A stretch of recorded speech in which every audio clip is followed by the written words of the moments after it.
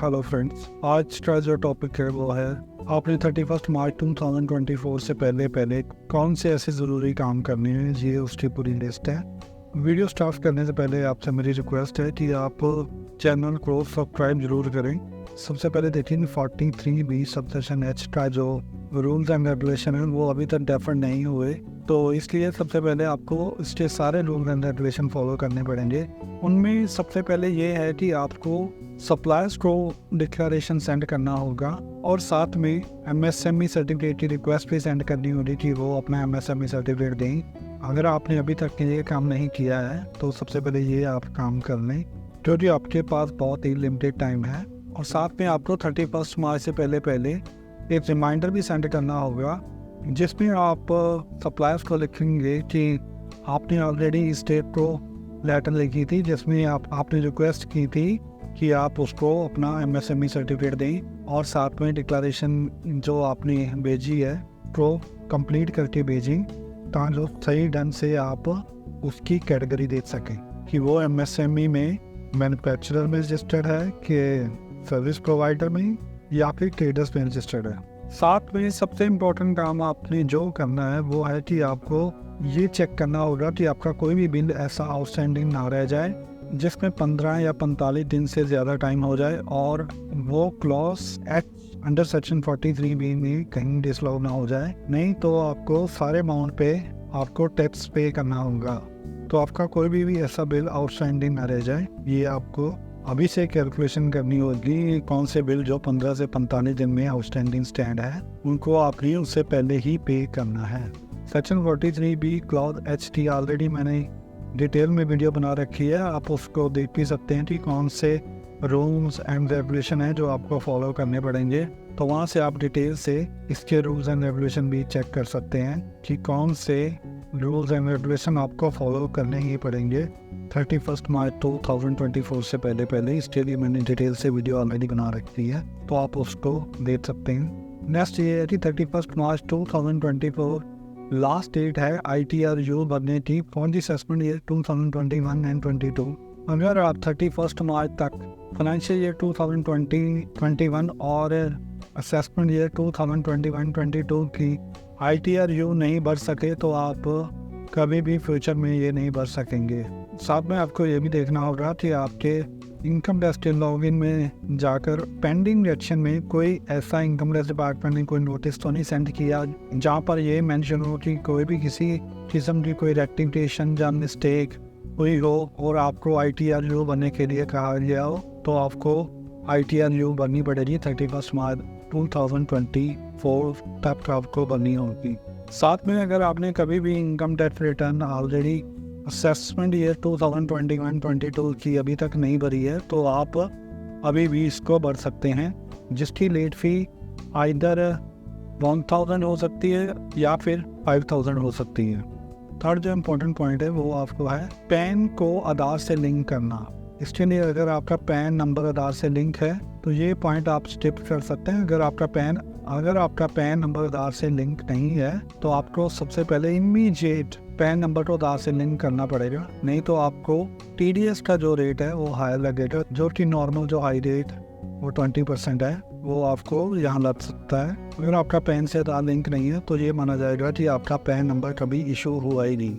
अगर आपने pan number आधार से लिंक नहीं कराया तो वो ऑलरेडी डीएक्टिवेट हुआ होगा और उसमें अगर किसी तरह की भी कोई TDS की लाइबिलिटी बनती है या TCS की लाइबिलिटी बनती है तो अगर आपने इसको लिंक नहीं कराया हुआ तो आपको हाई TDS जो कि अप्रॉक्सीमेट 20% होता है वो आपको यहाँ लग सकता है, या फिर हायर TDS रेट जो भी उस सेक्शन में एप्लीकेबल है वो लग सकता है। यहाँ पर इम्पोर्टेंट चीज़ मैं आपको बता दूँ, अगर आपका मान लीजिए पैन आधार यहाँ लिंक नहीं है और इसको आप मान लीजिए 15 तक लिंक कराते हैं, अगर आपने TDS जो डिडक्ट किया है 15 से पहले पहले किया है जब आपका पैन आधार लिंक नहीं था तो वो हाई रेट से कटेगा। अगर आपने 15 तक पैन से आधार लिंक करा लिया तो उसके बाद अगर आप TDS डिडक्ट करते हैं, फॉर एग्जांपल 20 को करते हैं या फिर आप 31 मार्च को करते हैं तो आपका नॉर्मल TDS रेट ही लगेगा। लेकिन अगर आपने 15 से पहले TDS को डिडक्ट किया तो आपका हाई रेट लग जाएगा। तो इसलिए आप 15 इमीडिएटली सबसे पहले पैन से आधार लिंक कराएं।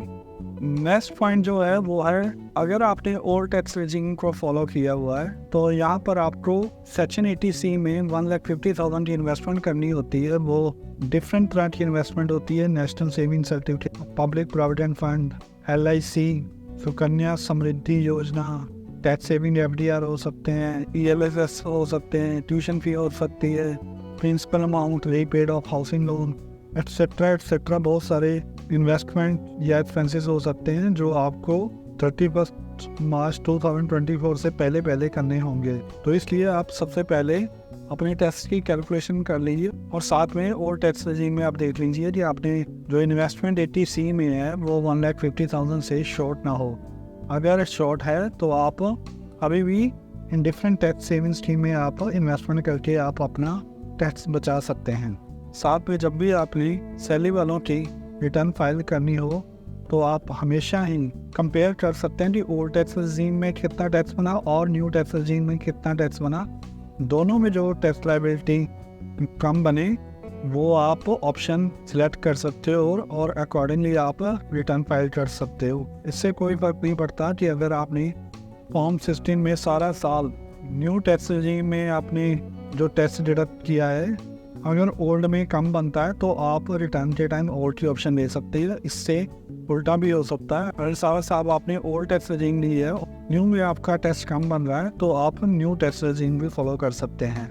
अगर आपने 31 मार्च 2024 के बाद इन्वेस्टमेंट की तो वो नेक्स्ट ईयर की मानी जाएगी, वो फाइनेंशियल ईयर 2023-24 की इन्वेस्टमेंट नहीं मानी जाएगी। अभी भी आपके पास समय है, आप 31 मार्च 2024 तक के जहाँ उससे पहले अभी भी आप 80D में मेडिक्लेम इंश्योरेंस प्रीमियम पे कर सकते हैं और सेक्शन 80D का आप डिडक्शन भी क्लेम कर सकते हैं। और साथ में सेक्शन 80C और 80D के अलावा आप एक्स्ट्रा 50,000 की भी डिडक्शन क्लेम कर सकते हैं under section 80CCD sub section 1B, जिसमें आप 50,000 नेशनल पेंशन स्कीम के टियर 1 अकाउंट में इन्वेस्ट कर सकते हैं। सेक्शन 80C और 80D के अलावा आप 50,000 की एक्स्ट्रा डिडक्शन भी क्लेम कर सकते हैं।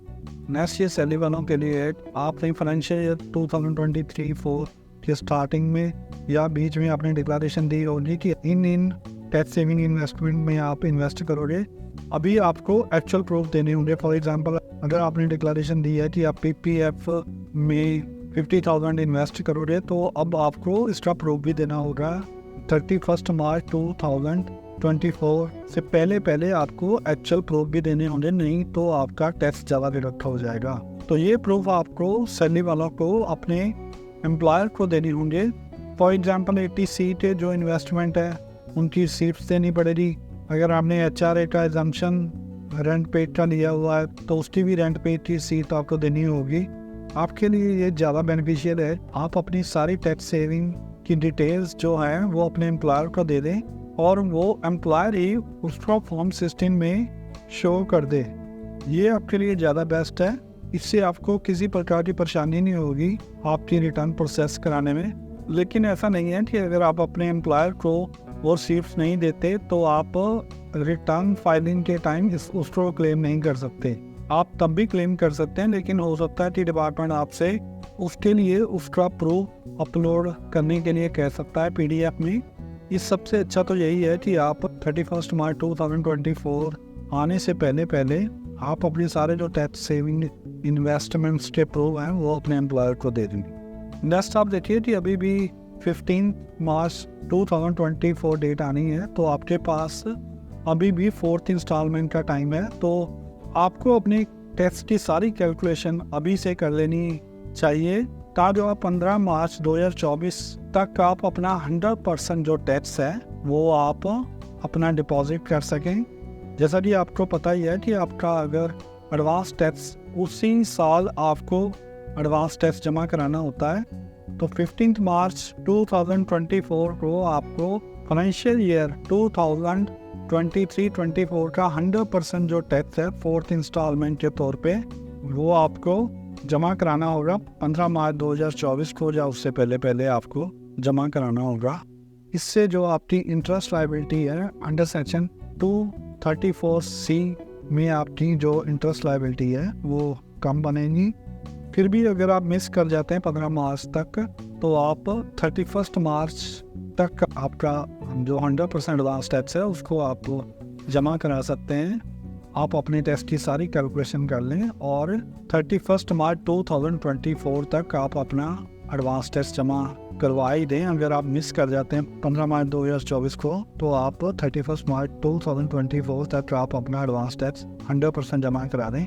इससे जो इंटरेस्ट 234B में बनेगा वो आपका नहीं बनेगा, वो हैवी इंटरेस्ट होता है, उससे आप बच सकते हैं। इसलिए 31 मार्च 2024 को भी अगर उस दिन भी आप टेस्ट जमा करा देते हैं इसी साल का, तो वो भी एडवांस टैक्स ही माना जाएगा, क्योंकि ये आपका बिल्कुल लास्ट मंथ है फाइनेंशियल ईयर 2023-24 का।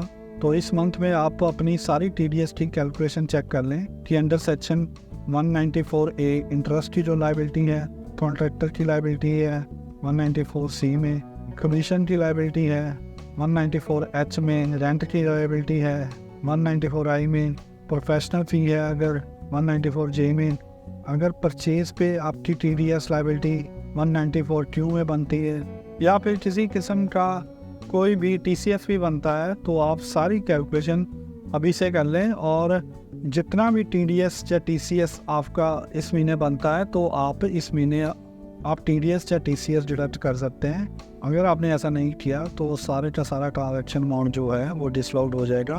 फॉर एग्जांपल, अगर आपने परचेज पर TDS नहीं डिडक्ट किया और जिसकी लायबिलिटी थी TDS डिडक्ट करने की, तो आपकी सारी परचेज ही डिसअलाउड हो जाएगी अंडर सेक्शन 194Q में, जो कि बहुत ही हैवी अमाउंट हो सकता है। अगर आपका परचेज अमाउंट हैवी हो तो उस परचेज अमाउंट पर आपको इनकम टैक्स पे करना पड़ सकता है। तो इसलिए आप अच्छी तरह से अपना trading account, profit and loss account, सारी की सारी आप अमाउंट चेक कर लें कि कौन सी आइटम पे आपका TDS बनता है और कौन सी आइटम पे TCS, उसको आप प्रॉपरली डिडक्ट कर लें और उसको पे कर लें। उसको आप प्रॉपरली 31 मार्च 2024 को या उससे पहले आप डिडक्ट कर सकते हैं। नेक्स्ट है, अगर आप अभी तक GST में रेगुलर टैक्स पेयर हो, मीन्स आप इनपुट टैक्स भी क्लेम कर रहे हो और आउटपुट टैक्स भी आप पे कर रहे हो, तो आप नेट लायबिलिटी से आप अपना टैक्स पे कर रहे हो। कंपोजिशन स्कीम में नेक्स्ट ईयर जाना चाहते हो, 1 अप्रैल 2024 से आप कंपोजिशन स्कीम को अडॉप्ट करना चाहते हो और आप एलिजिबल रजिस्टर्ड टैक्स पेयर हो, मीन्स आपकी जो टर्नओवर है वो लिमिट्स में है, तो आप कंपोजिशन में अगर जाना चाहते हो तो आपके लिए 31 मार्च 2024 लास्ट डेट है, जिसमें आप नेक्स्ट ईयर कंपोजिशन में जाने के लिए आप अभी अप्लाई कर सकते हो। इसके लिए आपको एलिजिबल रजिस्टर्ड टैक्स पेयर होना चाहिए। और अगर आपने फाइनेंशियल ईयर 2024-25 के लिए फुल ईयर के लिए कंपोजिशन स्कीम में जाना है, तो आपको 31 मार्च 2024 तक आपको फॉर्म GST CMP 02 अप्लाई करना होगा, जिसकी लास्ट डेट 31 मार्च 2024 को है। ये आप GST पोर्टल पे अपना लॉगिन यूज़ करके आप ये सर्विस अवेलेबल कर सकते हो। इसके लिए आपको GST पोर्टल का अपना लॉगिन भरना होगा, उसके बाद सर्विसेज में जाना होगा और रजिस्ट्रेशन पे जाना होगा, और उसमें आपको application to opt for composition levy पे जाना होगा, जहाँ पर आपको GST CMP 02 फाइल करना होगा।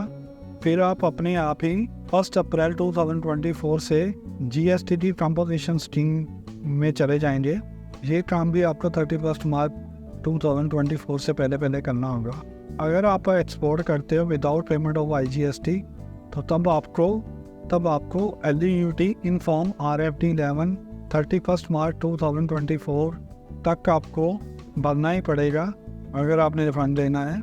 11 जो पॉइंट है ये बहुत ही इंपॉर्टेंट है। ये मंथ जो है, मार्च का जो मंथ है, वो फाइनेंशियल ईयर 2023-24 का बिल्कुल लास्ट मंथ है। इस मंथ में आपको अपनी सारी जो बुक्स ऑफ अकाउंट हैं अपनी रिटर्न्स के साथ मैच करनी होती है। अगर किसी भी प्रकार की कोई डिस्क्रिपेंसी है तो आपको अभी से उसको दूर करना होगा।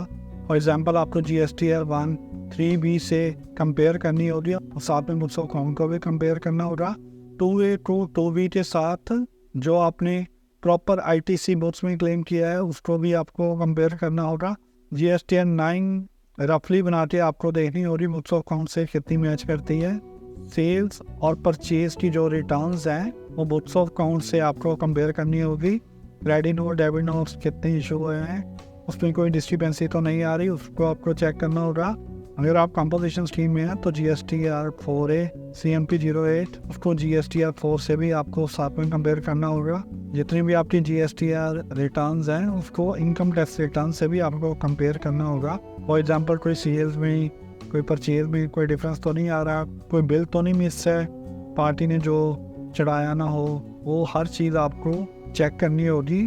टर्नओवर आपकी इनकम टैक्स रिटर्न में जो आपकी आएगी वही आपकी GST रिटर्न में होगी, वो उसको प्रॉपरली मैच करना होगा। स्टॉक को भी आपको देखना होगा, फिजिकल चेकिंग में कितना स्टॉक आ रहा है उसको भी आपको देखना होगा। GP रेशो आपकी क्या है उसके साथ उसको कंपेयर करना होगा क्लोज स्टॉक को कि वो प्रॉपरली आ रहा है या नहीं आ रहा है। इसलिए आपको इसी मंथ में अपनी सारी बुक्स ऑफ अकाउंट को चेक करना होगा, क्योंकि 31 मार्च 2024 के बाद आप कुछ भी नहीं कर पाएंगे। जो भी आपकी चेंजेस रिक्वायर्ड है वो आपको 31 मार्च 2024 से पहले करनी होगी। जैसा कि आपको पता है लॉन्ग टर्म कैपिटल लॉस जो है वो लॉन्ग टर्म कैपिटल गेन से एडजस्ट होता है। तो ऐसे जितने भी रूल्स एंड रेगुलेशन हैं कैपिटल लॉसेस के वो आपको प्रॉपरली ध्यान रखने होंगे। फॉर एग्जांपल अगर आपका जो कैरी फॉरवर्ड का लॉस है लॉन्ग टर्म कैपिटल गेन का, अगर वो लास्ट ईयर बनता है तो इसी साल में अगर आपको शेयर्स में किसी प्रकार का कोई प्रॉफिट हो रहा है तो आप 31 मार्च 2024 तक आप उन शेयर्स को सेल करके आप अपना पुराना जो लॉस है उसको सेट ऑफ भी कर सकते हैं। जैसा कि आपको पता है कि शेयर में जो भी लॉन्ग टर्म कैपिटल गेन होता है वो 1 लाख तक एग्जाम्प्ट होता है। तो इस हिसाब से आप जितना उससे ऊपर आपकी इनकम बन रही है उससे आप अपना ब्रॉड फॉरवर्ड जो लॉस है पीछे से जो आया हुआ है वो आप सेट ऑफ कर सकते हैं और इस तरह से अपना जो कैपिटल गेन है उसको आप मिनिमाइज कर सकते हैं। ये सारी जो टैक्स प्लानिंग आपको इसी मंथ 31 मार्च 2024 से पहले करनी होगी। और लास्ट में आपको जितने भी आपके बैंक डिपॉजिट की लिमिट्स है, चाहे वो सेविंग अकाउंट की है, चाहे वो करंट अकाउंट की है या फिर वो फिक्स्ड डिपॉजिट की है, तो आपको ये सारी लिमिट्स आपको चेक करनी होगी। फॉर एग्जांपल अगर सेविंग अकाउंट में 10 लाख की कैश डिपॉजिट की लिमिट है और आपने ऑलरेडी अपने सेविंग्स अकाउंट में 9,50,000 डिपॉजिट करवा दिया है, नेक्स्ट जो 1 लाख या 2 लाख आपने डिपॉजिट कराना है तो आप यहाँ पर 31 मार्च 2024 के बाद भी आप डिपॉजिट कर सकते हैं ताकि आपको किसी भी प्रकार का इनकम टैक्स का नोटिस ना आए। तो ये आपको डिपॉजिट की लिमिट्स, विड्रॉल की लिमिट्स, ये सारी आपको बैंक की देखनी होगी। यहाँ पर आपको GST रजिस्ट्रेशन लिमिट भी देखनी होगी। GST में नहीं जाना चाहते तो आपकी जो सर्विस है वो 19,70,000 अप्रॉक्सीमेट इतनी बनी हुई है, तो उस हिसाब से आपको ये सारी उसकी लिमिट्स अपने दिमाग में रखनी होगी। फॉर एग्जांपल GST रजिस्ट्रेशन की जो लिमिट्स है 20 लाख सर्विस प्रोवाइडर के लिए और 40 लाख ट्रेडर की, ये सारी लिमिट्स आपको ध्यान में रखनी होगी। कहीं आप इस लिमिट से एक्सीड तो नहीं हो रहे या उसके पास हैं, बिल्कुल पास हैं, या फिर जो आपकी इनकम टैक्स ऑडिट की लिमिट्स हैं 44 AD में आपको रिटर्न फाइल करनी है कि ADA में करनी है, उसकी जो लिमिट्स हैं वो सारी आपको चेक करनी होगी। साथ में आपको ये भी देखना होगा कि कुछ अकाउंट्स को चलाने के लिए आपको मिनिमम अमाउंट भी डिपॉजिट कराना होता है। For example saving bank account को अगर आप चाहते हैं कि डॉर्मेंट अकाउंट ना बने तो उसमें आपको एक मिनिमम अमाउंट भी डिपॉजिट करना होता है। ऐसा ही PPF में होता है, तो मिनिमम अमाउंट जो भी आपने PPF में डिपॉजिट कराना है तो उसको आप 31 मार्च से पहले जमा करवा सकते हैं ताकि जो आपका अकाउंट है वो डॉर्मेंट ना हो जाए या फिर आपको कोई पैनल इंटरेस्ट ना लग जाए। तो ऐसे बहुत से अकाउंट होते हैं, फॉर एग्जांपल सेविंग अकाउंट है, PPF अकाउंट है, सुकन्या समृद्धि योजना अकाउंट है, अटल पेंशन योजना है, नेशनल पेंशन स्कीम है। ऐसे और भी आपके अकाउंट हो सकते हैं जिनको आपने कंटिन्यू चलाना होता है और एक मिनिमम अमाउंट होता है जो साल में आपने डिपॉजिट करना ही होता है, उसको आप 31 मार्च 2024 तक आप जमा करा सकते हैं। तो ये हमारी वीडियो यहीं तक ख़त्म होती है। आपका बहुत बहुत थैंक्स, आपने ये वीडियो पूरी देखी और साथ में आप इस वीडियो को लाइक भी करें और चैनल को सब्सक्राइब भी करें और जहाँ तक पॉसिबल है इस वीडियो को ज़्यादा से ज़्यादा शेयर भी करें। थैंक्स।